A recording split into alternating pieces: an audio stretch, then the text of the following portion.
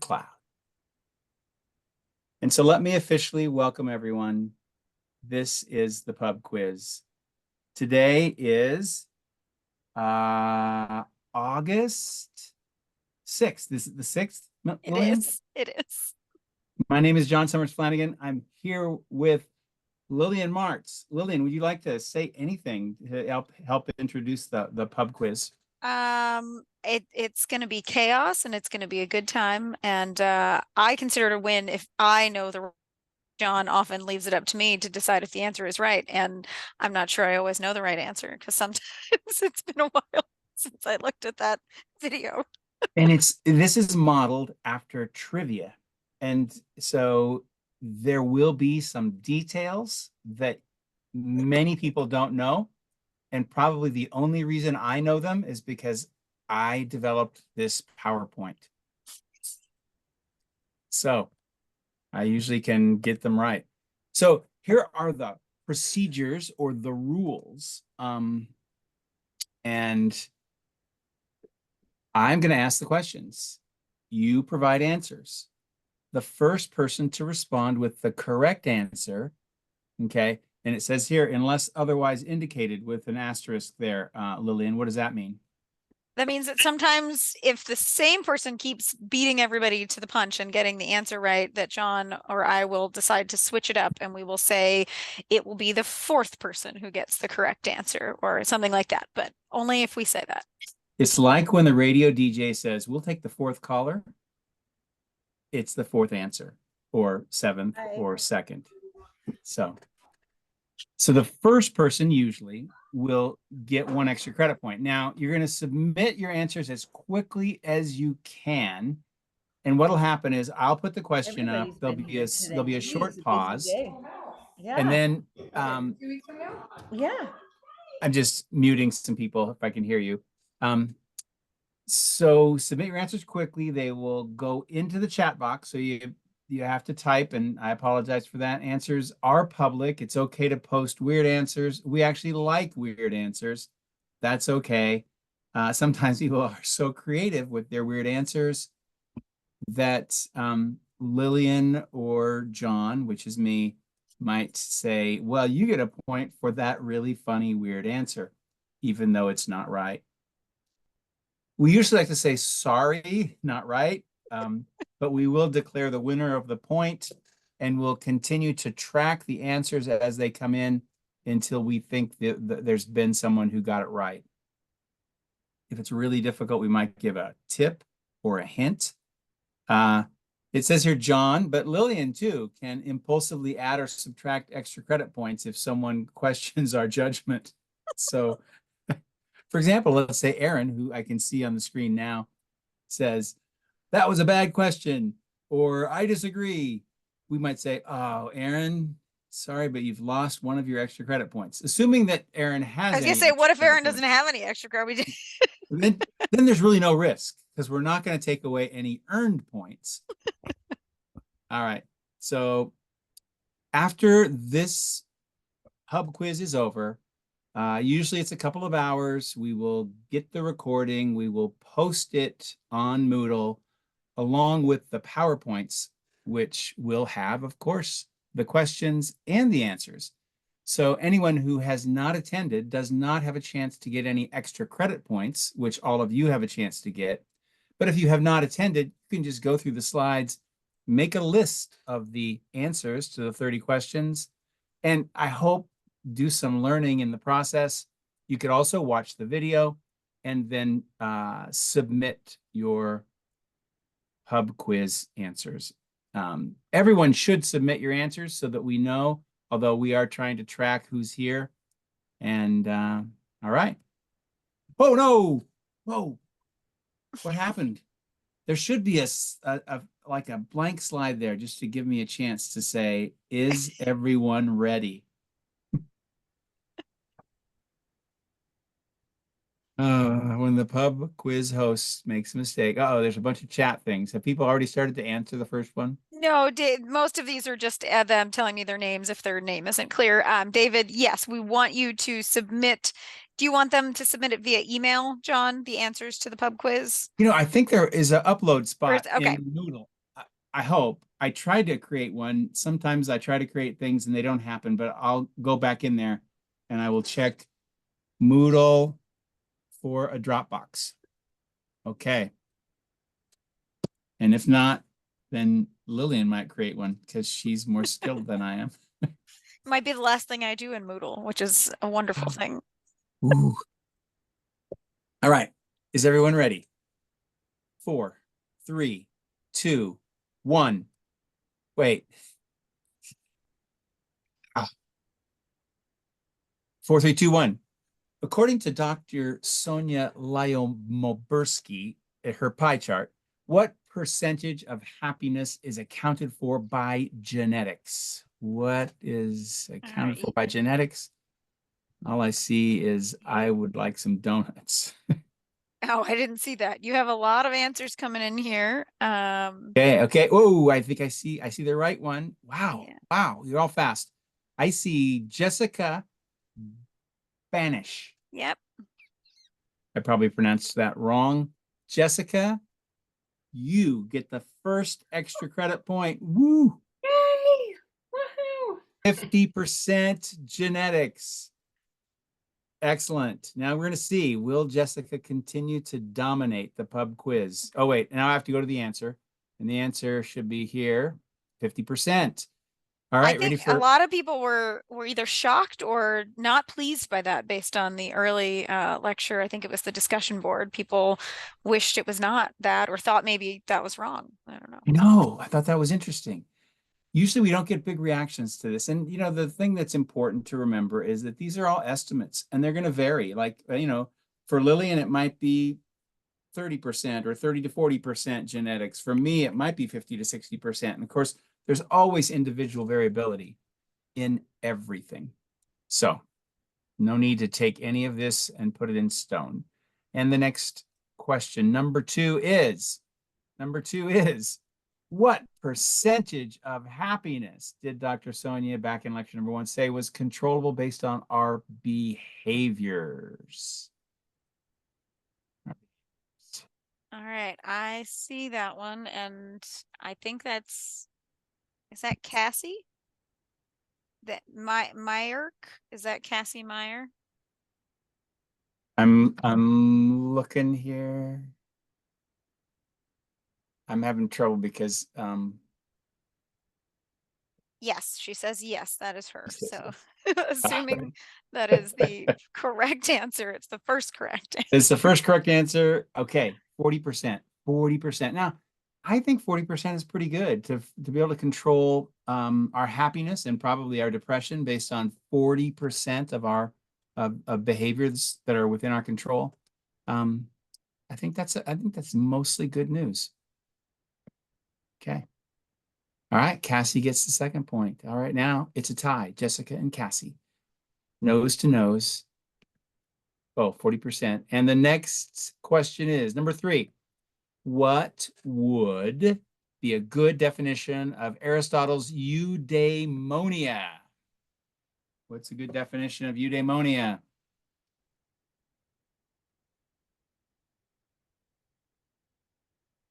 Living well, Jessica, and then Sarah, right on Jessica's heels. Being present and living well. Melanie living well. Aaron being happy. Yeah. I think living well is accurate. What do you think? Do we need more than that? Lillian? I mean, I think that I was gonna say there, Sarah just said a meaningful life. I think that might be a part of it, but I'm not sure which, if you want to be more specific. All right. I think that that Jessica was number 1 with living well, and then Sarah was the first one to add meaning. So how about we do both? Okay. So Jessica and Sarah, and I've lost track of which Sarah? Sarah Smith. Sarah Smith. Good work, Lillian. And then Kendall says eudaimonia is about living in accordance with oneself, physical, mental, and spiritual. Nice. I'll give Kendall another point. What do you say? Okay. Yeah. So let me just say this is a well-lived life. Oh, look, it's perfect. Consistent, really, with our values. And then we also talked in our first live class about that sweet spot, right? That place where our own talents intersect with the needs of the world, and or the needs of your community, or the needs of your school, or the needs of your classroom, or the needs of your family, or the needs of your romantic partner and or friends. So, all right, I really like that. I like you, Daemonia. It's much more, I think, achievable than a smiley, happy mood. Well, maybe. I mean, it's Oh, hard to, oh, go ahead. uh-oh, sorry. What question captures the focus of traditional psychological approaches to mental health? Now, this is in contrast to the focus that we use in positive psychology. So the traditional question, and you can phrase it as a question. I did use that, I think, way back in the first or second or third lecture. So it's from way back in time. But what identifying people's deficiencies and diagnosing them. Oh, Jessica and Nikki. I think that I think they both get a point. Okay. Lillian. Yep. Yeah. Jessica and Nikki. Jessica is piling up the points, just piling them up. So, what, and the question that I used was, I mean, and obviously we talked about how often people in psychology just would focus on psychopathology, like on diagnosis. And then the question that goes with that is what in the heck is wrong with you? Now, and one of the things I think that's so important about that is that we're all vulnerable to wondering what's wrong with us, right? I know I think that all the time. When I make a mistake, I always ask myself, what is wrong with you, John? And it's not a nice question. I'm not saying it in a nice way. And so I think it makes us more vulnerable. Yeah. All right. I'm talking too much. There it is. What's wrong with you? Answer number 4. And number 5. Ready, set. Oh, wait. Should we do? You want I to do mean, a different number? Jessica is she might be annoying some of the other participants. No. Okay, we'll do one more really quick. What are the 3 steps of GSF's 3-step emotional change techniques? Yeah, I had distracted Jessica in an effort to throw her off a little bit. Ooh, Michelle, validate the feeling, honor the emotion, honor the emotion, honor the emotion, sit with the emotion, think something. We need three steps.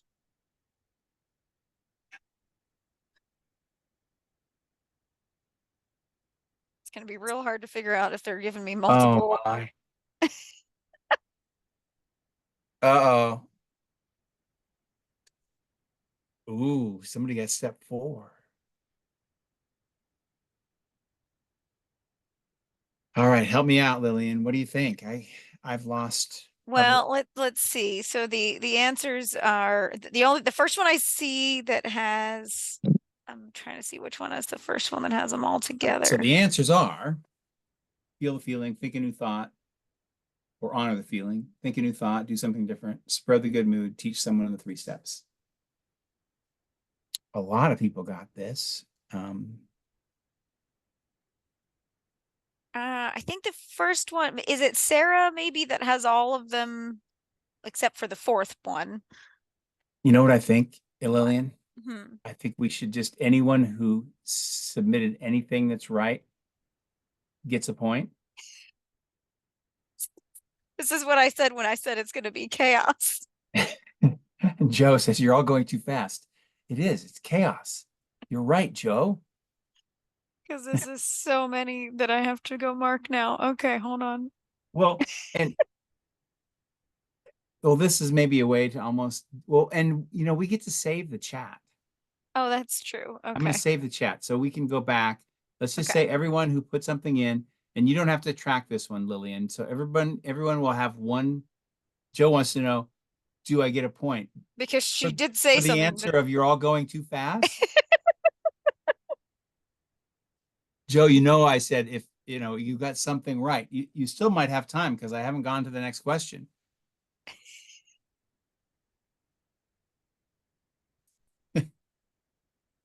It's right though, too fast. Okay, that is true. I don't know if I can dispute that. Let me just say we're going to move on to number 6. Okay, you should do a different number this time because I do think this one actually is a one answer, not a multiple steps. I hope. Yes. All right. So the third person who gets this one gets the points. Caller number 3. Answer. Oh, wait. Question number 6. Give an example of one of Fogg's tiny celebrations from the Time magazine article that can release dopamine, among other things, and help you form new and better habits. A lot of good answers. Which one was first, I Lillian? think Sarah Walters is first. David M, I believe, is technically number 3. Okay, David's number 3. David gets the point. I do appreciate Sarah's backflip, though, although I think I might hurt myself if I tried to do that. And so Sarah was first, but not the backflip, Sarah. Is that right? No, yes, no. Well, hold on. Is it? Yeah, different Sarahs. Okay. All right. Well, good work. And I've got here, yes, physical gesture like backflip or really any small celebration. The point is to communicate within our body and our brains that it was a good thing that we did to help us develop positive habits. Number 7, the first responder. What is the definition of positive education? Oh, ooh. What's the definition of positive education?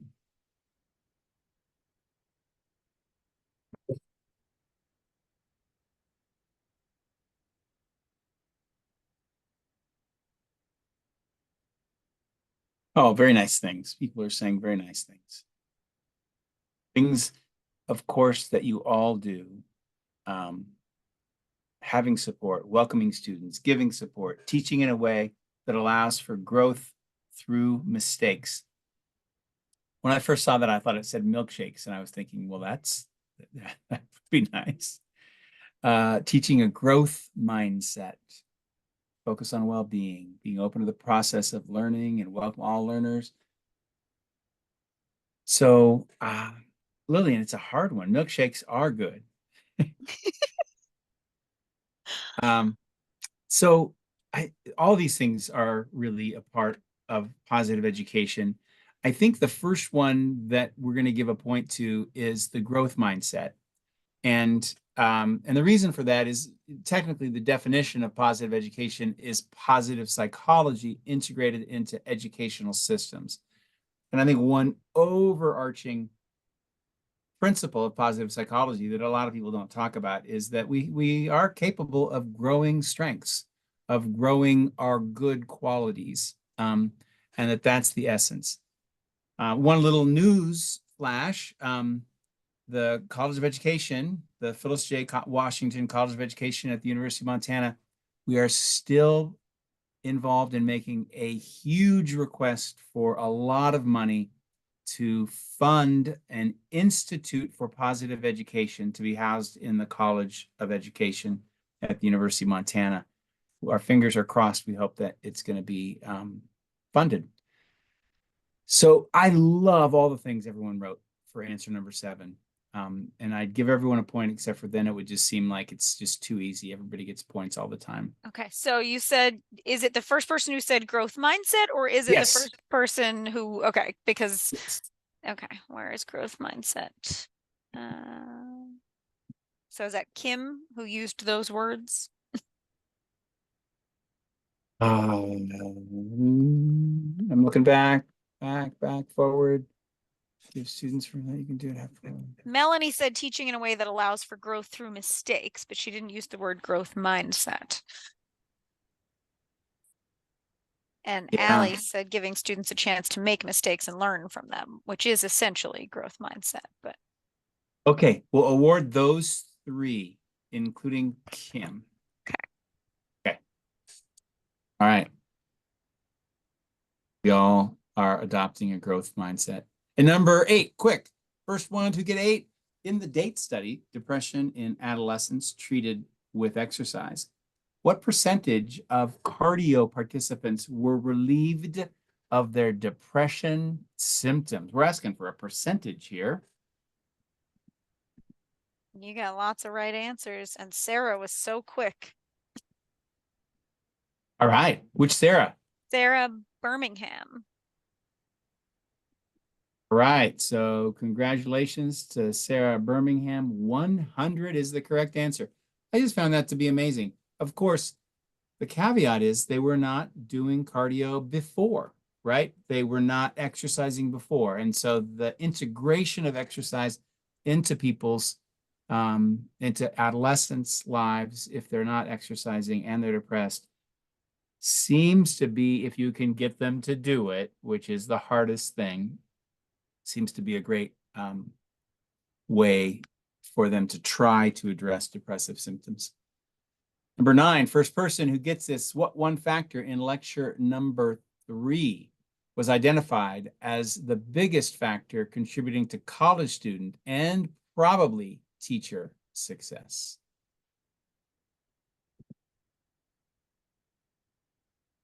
Ooh, we are seeing a lot of resilience and grit. Wow. Saw the right one though, too. I think I gotta make sure it's the first. Donuts. I like donuts. All right. I think Kim. Yeah, it's Kim. Kim got it. Sleep. Sleep.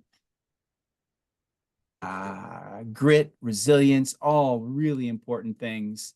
And David gets a point for donuts because that's the sort of creative thinking we're going to reward. All right. So that was question number 9. We're on to number 10. And here we go. Name 2 things you can do to improve your sleep hygiene. 2 things you can do to improve your sleep hygiene. Or your sleep hygiene. One of those. David, is David saying donuts again? I think he's talking about where to get the donuts. All right.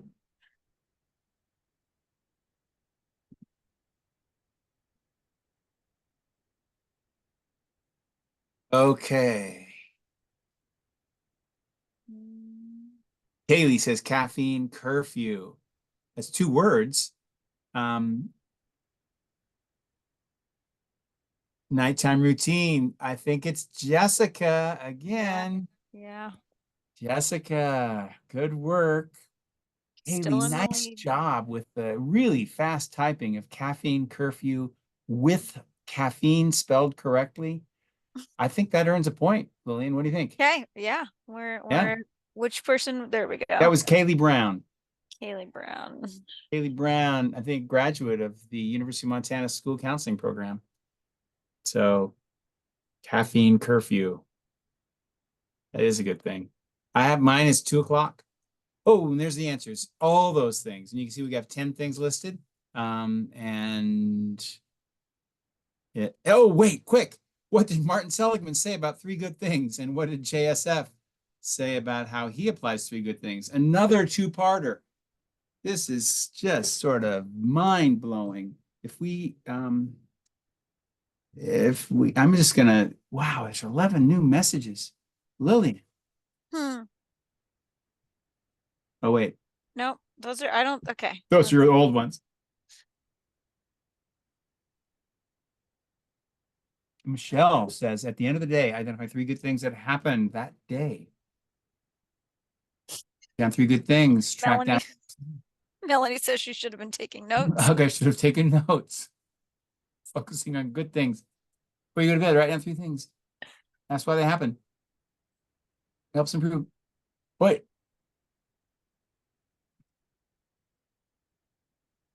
JSF said, I got nothing. No way. Oh, I think I saw what you're looking for there with Cassie's, at least for the first part, not about what you said.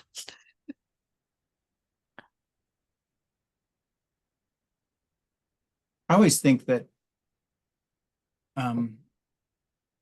whenever I share something personal, Lillian, I think I'm sure people are going to remember that. And that's the thing that they didn't remember. Yeah, that's okay. That's okay. I'm giving myself a point.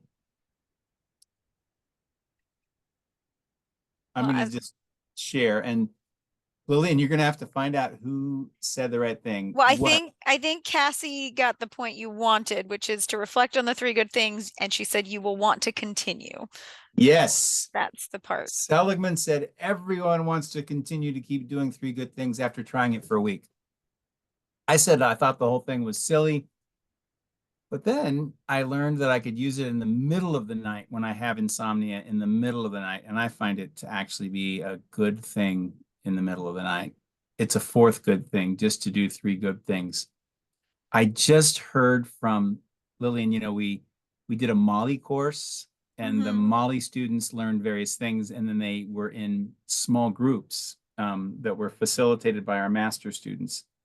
I just got a call from a Molly student who was sharing some of the things that she just loved the experience.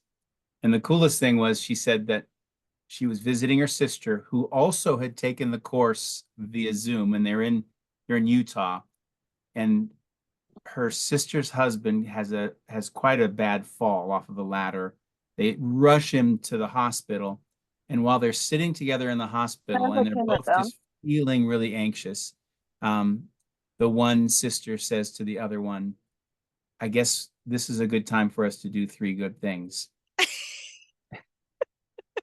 And they did, and the woman just said it just made it a little bit better. Um, it was already a really difficult situation, so.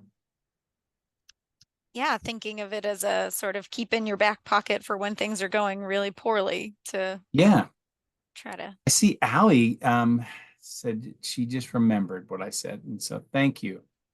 Thanks, Allie. Wait, quick. What are some common outcomes associated with savoring?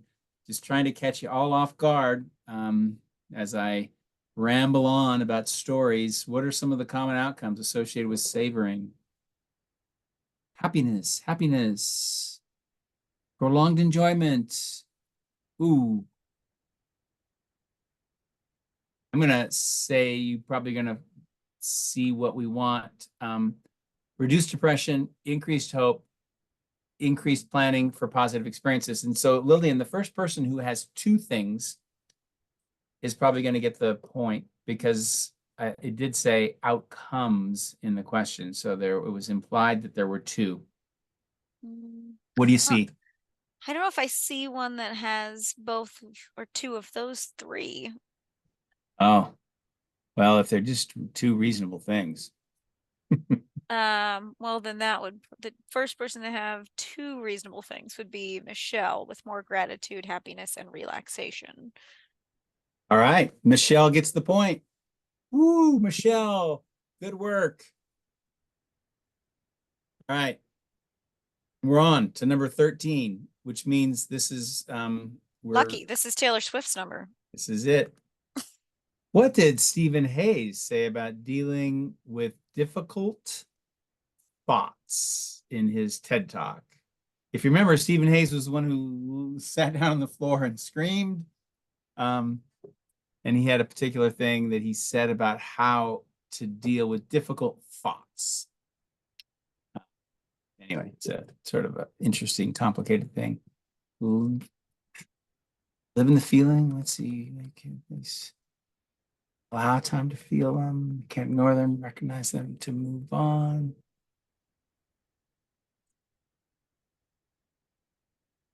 Mm.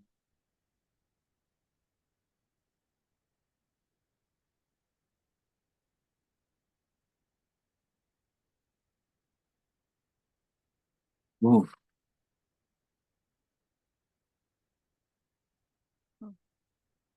So what I'm seeing here is you have to face them. That's good. It's not quite the right thing. We need to make friends and welcome them in. He is into mindfulness. He's less into confrontation, although the thing he said was kind of confrontational. He doesn't let them control him. Absolutely true. Recognize them as things and move on. You have to sit with them, accept them.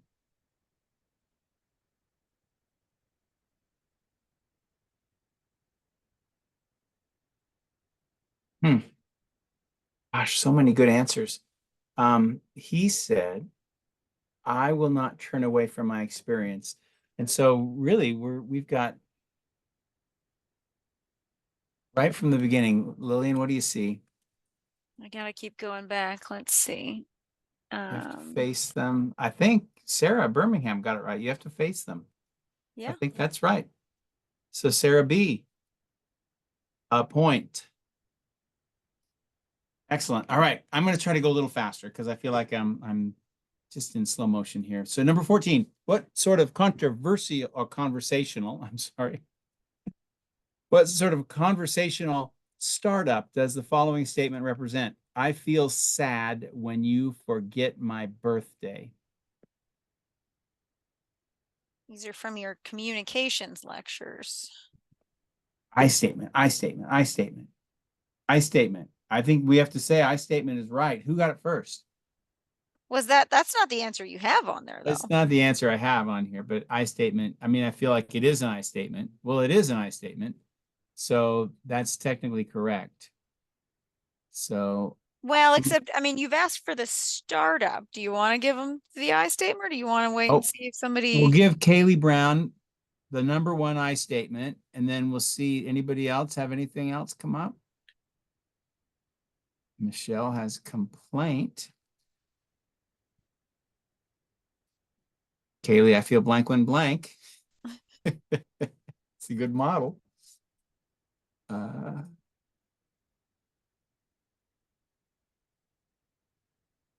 Ooh, Allie kind of got it. It allows someone to say what they are feeling without confrontation. So Allie gets a point. We call what Allie's describing as a soft startup. So it's a less confrontational way to, to give an I statement. Um, so, and it's a particular technique to start a discussion around something that has come up. All right. So did you get Allie also? I did. Lily? Perfect. You're amazing. Oh, in a study described in the Atlantic article on social connection, the authors described a research study where brain scans of emotional pain were compared to physical pain. What did the researchers find, and what medication seemed to help with emotional pain? Hmm. Was this the robot one? I'm a little worried that this might be one that no one could get access to. Laughing. It's in your medicine cabinet. Joe says laughing. I mean, laughter is a good medicine, but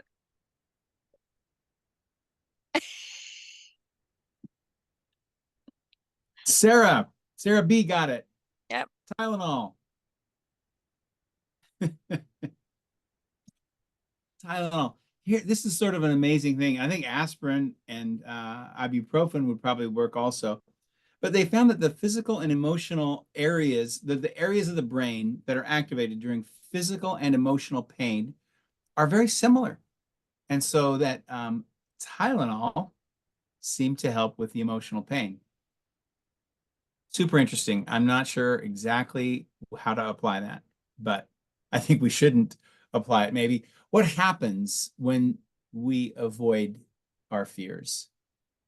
What happens when we avoid our fears? I was close to drug, you stay inside. I think that was Sander, right? You stay. I thought Deidre. No, hold on. Let me see. Whoops. Oh, that you stay inside with Sandra or Sander, but the answer that I think you're looking for is Deidre. Yeah, I think Sander gets a point because basically, if you avoid your fears, you're gonna stay inside all the time. I think that's a really apt answer. And then you said Deidre, they Mm-hmm. grow. Nice, nice. They grow while you stay inside. All right. Excellent. Excellent answers. Okay, we're just going to roll on to 17. What happens, or what would Mary Cover Jones say happens when you face your fears? Face your fears. When you face your fears. Ooh, saw one that was right. Sarah. When you face your fears. I think it is Sarah B. They shrink. Sarah, just if you're following along, Sarah B is now tied with Jessica B for first place. So anyone basically who has a last name starting with B is in pretty, on average, pretty good shape. That's exciting. Unbelievably, there are a high proportion of people with a last name starting with B in these classes. I have noticed that Yeah. like I looked up what the percentage in the population is versus the number in my section, and it was bananas. It's like 3 times the number of people that should have last names starting with B. We could do a chi-square and it would just not be right. So, all right, let's not do a chi-square, but let's go on to question number 18. And okay, they shrink or they get desensitized. And the next one is Lillian and the Surgeon General both said that lacking social connection is just as unhealthy as this. Oh, there's so many. I think the first one I think is it's Jessica. She was sitting, and then I told her she was Jessica. losing her first place ranking and she had to come back. Yeah, there she is. Cigarettes. Cigarettes. Michelle says smoking. Okay. Kaylee says sitting. And my wife always reminds me that sitting is the new smoking.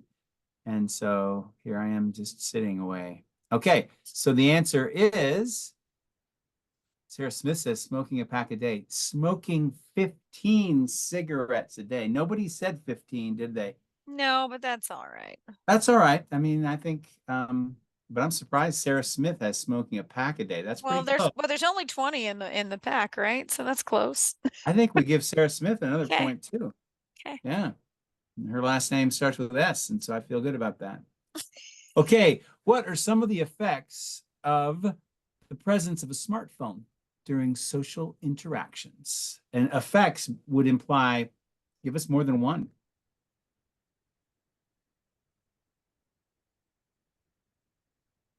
Ooh, good ones.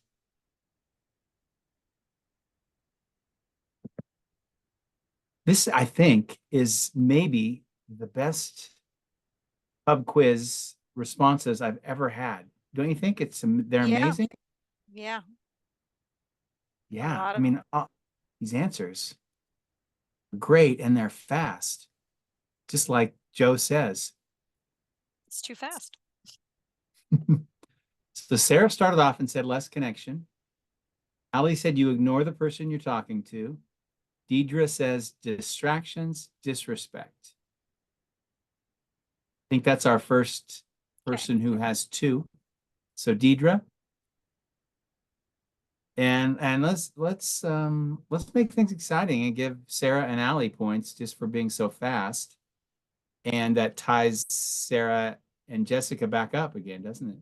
Just to make the competition feel It like does. this is sort of like the Olympics. Reduces quality of conversation, decreases empathy, diminishes enjoyment of social interactions. This was your lecture, Lillian. Anything to add? I don't know. I think I was always fascinated by the study where they found that when the people were either randomly assigned to come and have dinner with their families with a phone versus not with a phone, that the people who used their phones reported being more bored.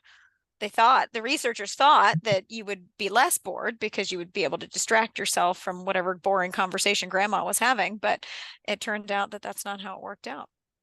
You know, I can kind of get that though. I mean, I think sometimes when I revert to my phone, it's like because I'm feeling bored. And so I could see that attribution like, while I was using my phone, I must have been bored. Yeah. Huh. Interesting. All right.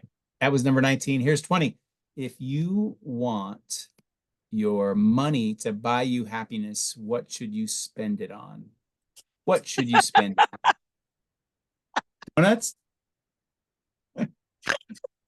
What? I have to give her a point for that. I didn't see it. What was I Oh, gotta go? sorry. Kendall's is a jet Kendall's ski, a which jet ski. I'm not even sure if I think I did use the Daniel Tosh clip where he talks about, have you ever seen, you never see a sad person on a jet ski. I You can't. know, there is that. Kendall took that away. So, but Jessica got the first one, experiences, right? Yes. Michelle says others. That's also right. And All Kendall right. says jet ski. So I think we give a point to Jessica, Michelle, Michelle. partly because she has a last name starts with B, and Kendall. Why am I Ooh. struggling to find? Oh, there you are, Michelle. Okay. Okay. Kendall, jet ski. I also love other Sarah Birmingham's time. Time is, Time. yeah. Time. Donuts. By experiences. David is with the donuts again. Back to donuts. By experiences, help others. Buy many small, and I can't see because the chat box is covering up, small pleasures. Pay now and consume later. That's kind of interesting. I didn't really get that. Yeah, so it was like the idea of like if you pay for your vacation now and the vacation doesn't happen for a couple of months, then by the time that it's coming, you are that for sort of future savoring, and by the time that you get there, you enjoy it more because you don't have to spend the money because you already did it. So Kendall got another point now for future savoring. All right. Because she was explaining to me how that worked. Thank you. All right, that was number 20. That means we are now 2/3 of the way done. Whew, that's exciting. And here comes number 21. And the answer or question is, what is the social buffering hypothesis or theory? Social buffering. What the heck is social buffering? Okay.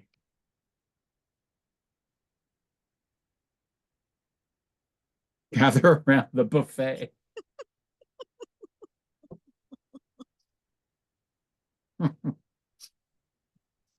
It's the social buffet.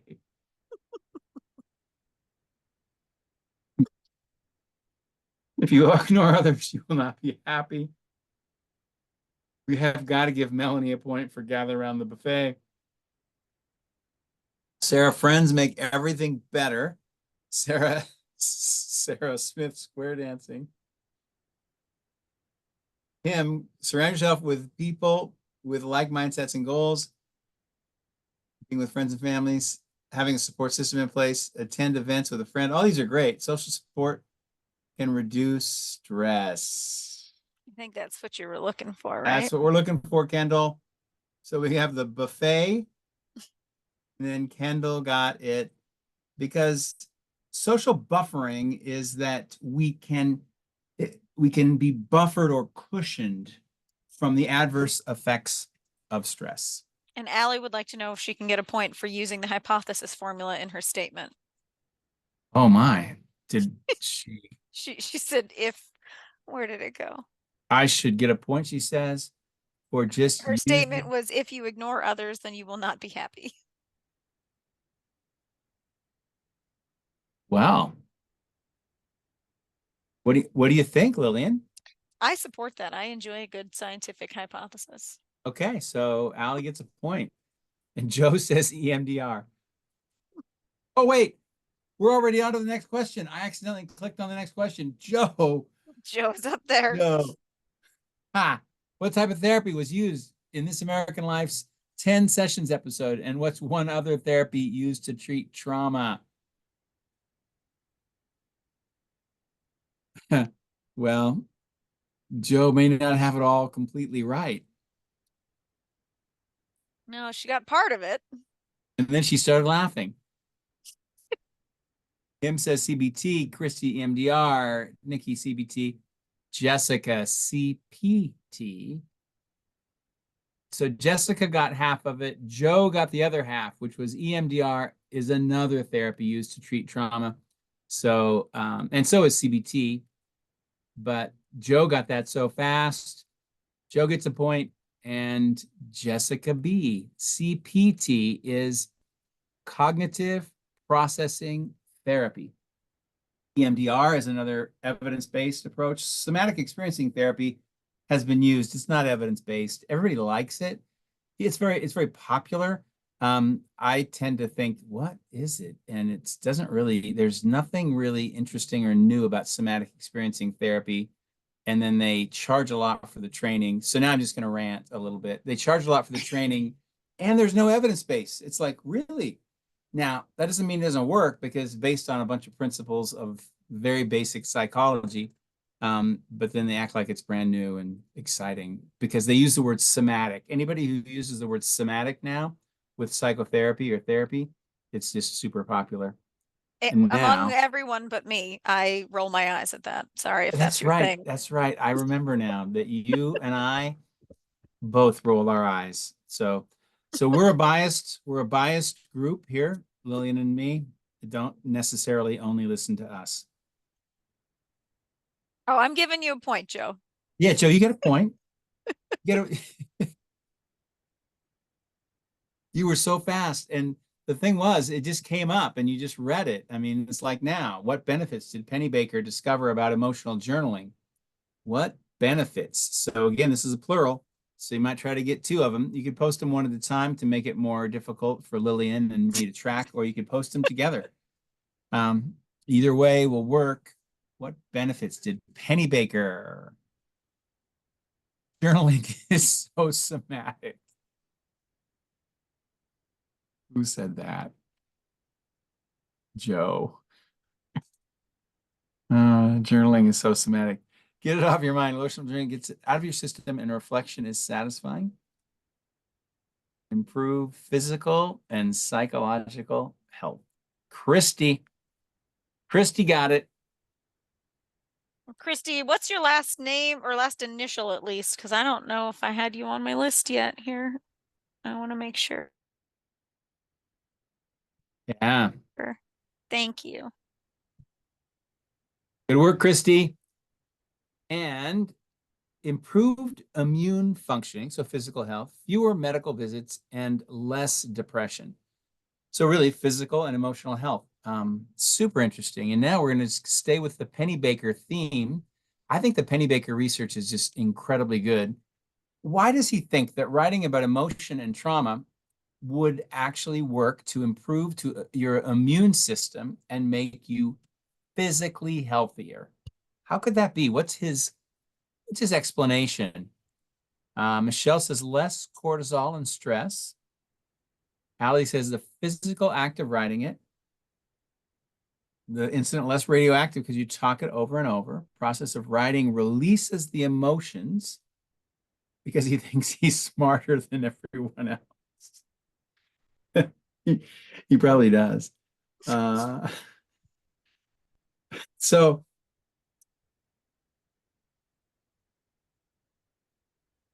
I'm inclined to give a point to amygdala hijack. Oh God. I think that's what's happening right now. All right. So I'm going back to the top. Michelle says less cortisol and stress. Probably true. Not what Penny Baker said, though.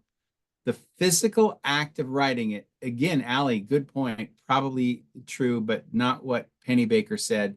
And although less radioactive because you talk it over, no, but I think we're going to give it to Sarah M. Smith. Okay. The process of writing releases the emotions. Now, the reason I'm doing that, and I'm tempted to give Sandra another point because that sarcasm is just like I'm spot loving it.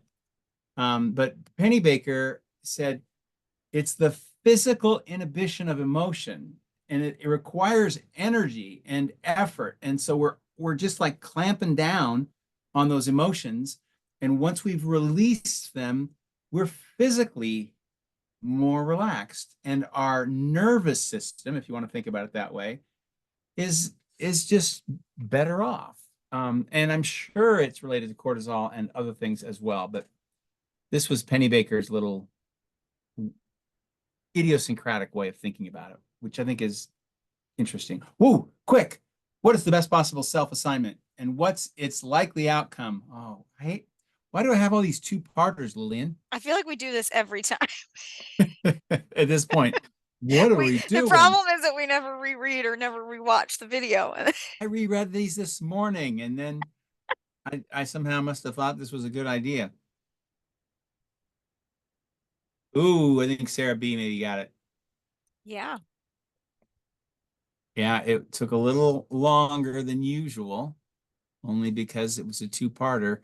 Oh, wait, that's not right.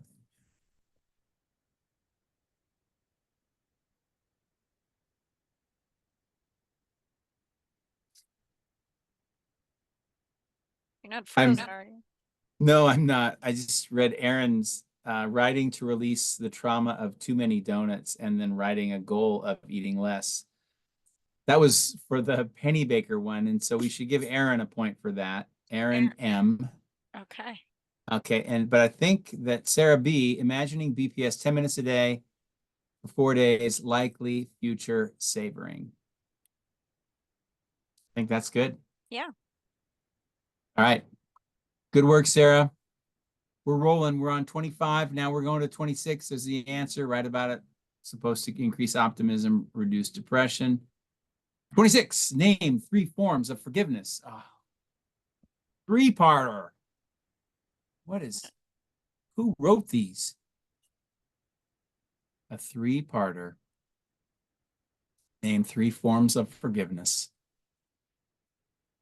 I'm going to take a drink while people are thinking.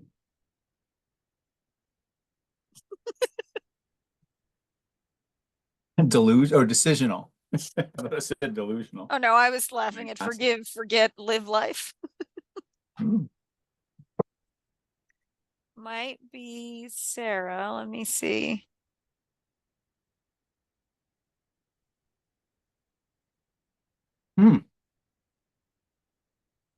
I don't actually see it. No, yeah, I don't see it.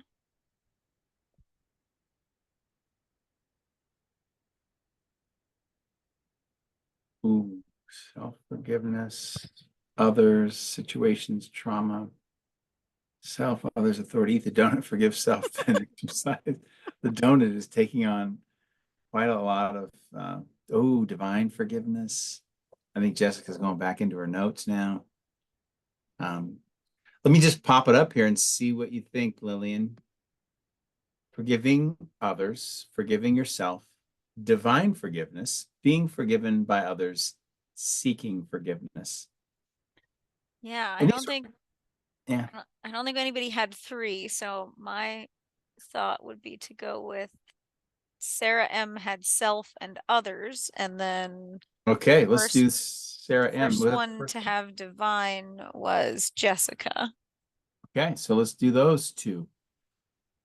Sarah M and Jessica. Is that what I said? Now I gotta go back and find it again. Yes. Sorry, Sarah Smith. I said Sarah Smith. It's got an Jessica. M in the middle. And then how do you feel about Melanie's? Because I really appreciate that. I think Melanie must get a point for that too. Oh, wait, here's number 27. While everybody's just talking, Angela Duckworth, the creator of Grit, said this well-known measure is not a very good predictor of middle school math performance or really success in other areas.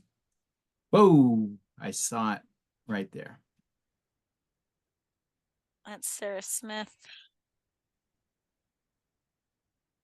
Okay, Kim said talent. Sarah M. Smith. IQ. IQ is the answer. And Melanie right on her heels, and Kendall and Emily. Wow.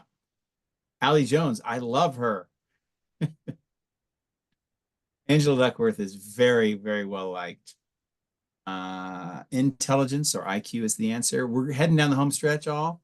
So here we go. What helps to build grit in kids? Hint, this is also what JSF thinks the whole class is about. I probably gave a hint to that earlier. I think I saw Michelle. Yeah. How about the 28th caller? Oh, wait, 9th caller. I like that. Uh, I think David and Heather for the last one get a point for the 9th caller and the 28th caller Okay. suggestions. And then Michelle, being the first caller, gets it with growth mindset. Okay. All right. So can we can we um can we do like let's do the seventh. Let's do the 5th and the 7th. Okay, Lillian, can we track that? The fifth and the seventh for this 5th one. and the 7th. Yeah, so we'll give 2 points. And here we go. What did JSF say about your stress response? Oh, this is a pretend stressful situation of giving a TED talk on sex. I don't know if anybody's gonna remember this. This is pretty idiosyncratic. So now, shouldn't you do an even number too? Gives a chance to process the stress. Um, we might have to just trigger warning for a trigger warning. Everyone's reactions will be different. People are stressed right away. What if we can define idiosyncratic? Anticipation is worse. These are great. Everyone's really very thoughtful and creative. It says, what if we can define idiosyncratic, but it's not spelled right? So that made me think, just picture everyone naked, Kristen says. Oh.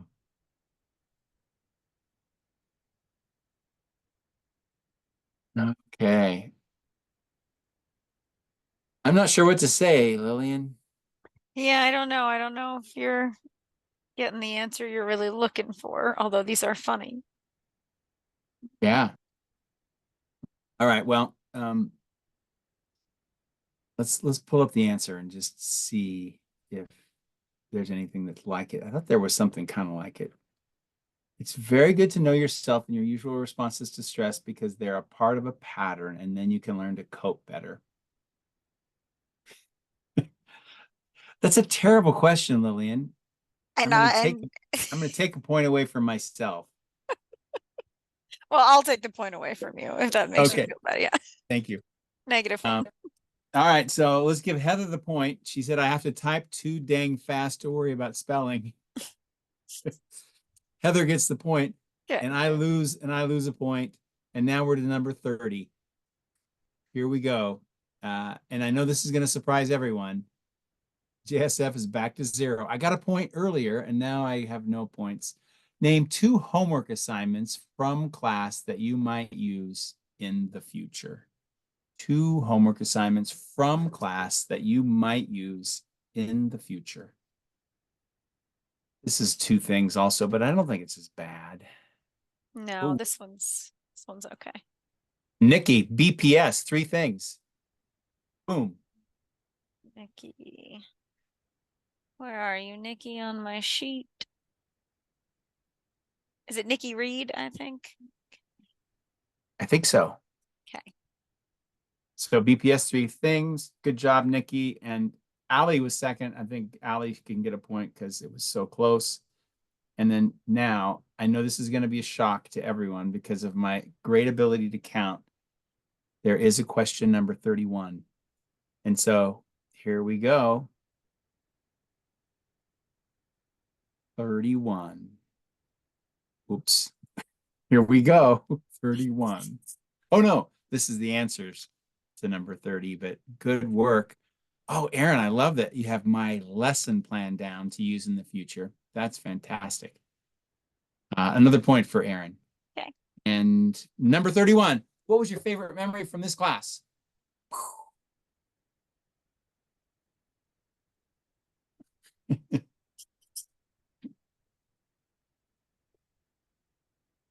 Mm.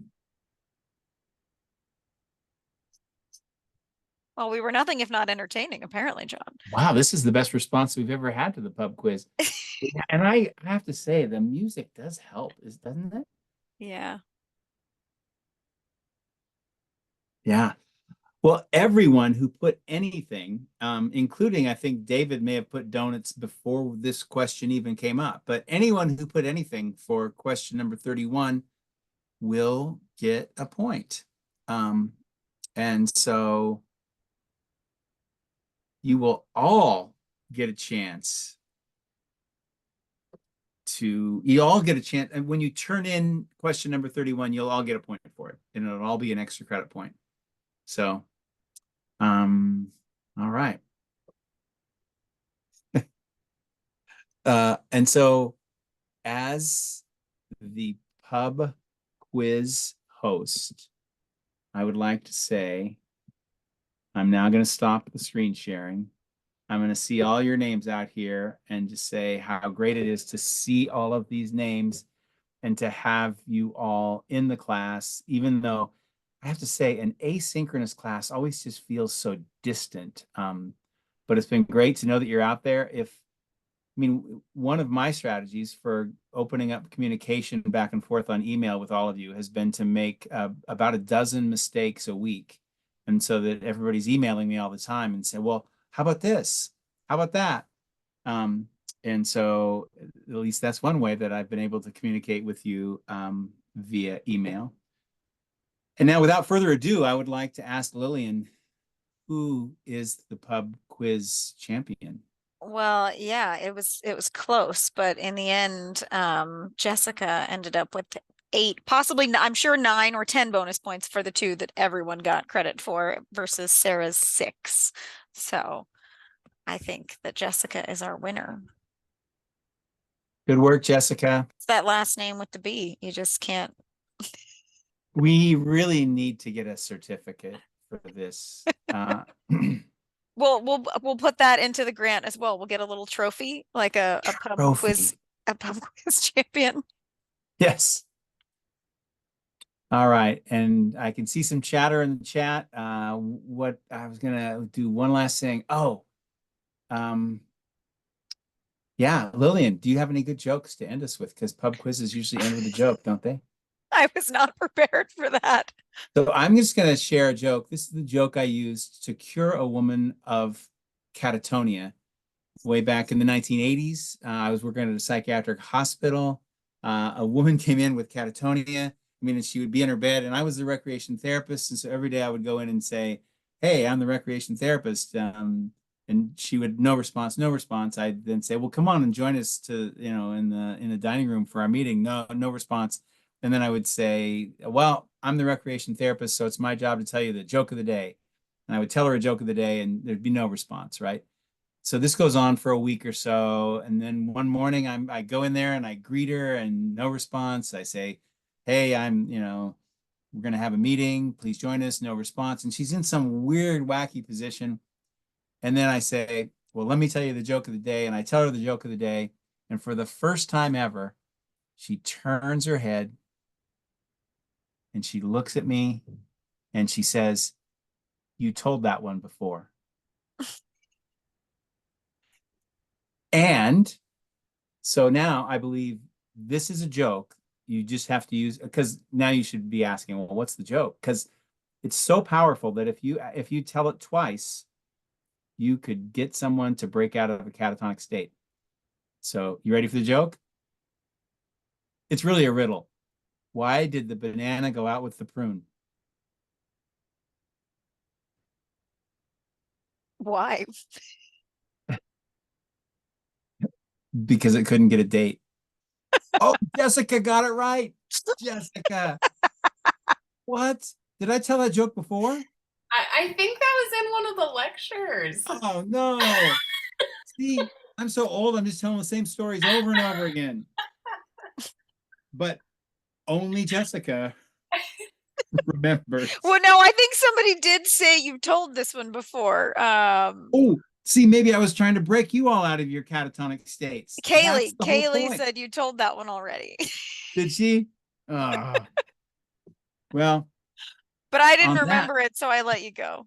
Yeah, well, on that sort of horrific note, I'm just going to say I was telling that a second time on purpose, just in case any of you were feeling like you were in a catatonic state. And you needed to be woken up at the end of the summer.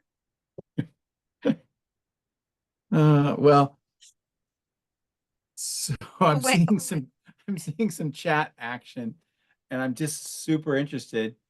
Um,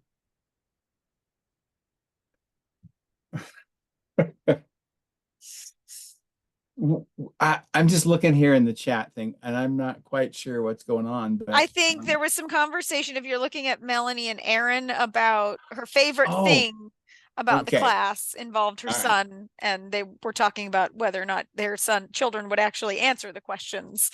I think cool. that was, yeah. Okay, good. All right. By the way, Well, Wendy says she thought it was part of the joke that you had already told the joke.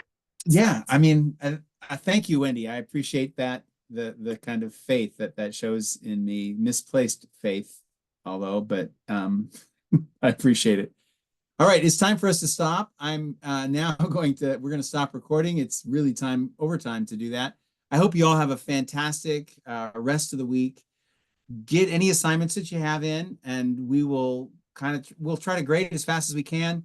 And midnight, the 11th, I believe, is the date for assignments. If you have any problems, please do contact me, because there are ways that we can make some minor adjustments, and we will do our best to get those grades in just really fast, and then they'll get posted, and so you all will have a chance to add them to your pay scale and stuff like that. All right. Lillian, Thank you, as everybody, always, for coming. thank you. Thank Yeah. everyone for coming. Yeah, and make sure you send me the chat, the record, so I can get those I'll send you the 2 chat. questions. Yep. Thank you. All right. Give yourselves a round of Thank you. applause and have a fantastic rest of the week. And I'm ending now.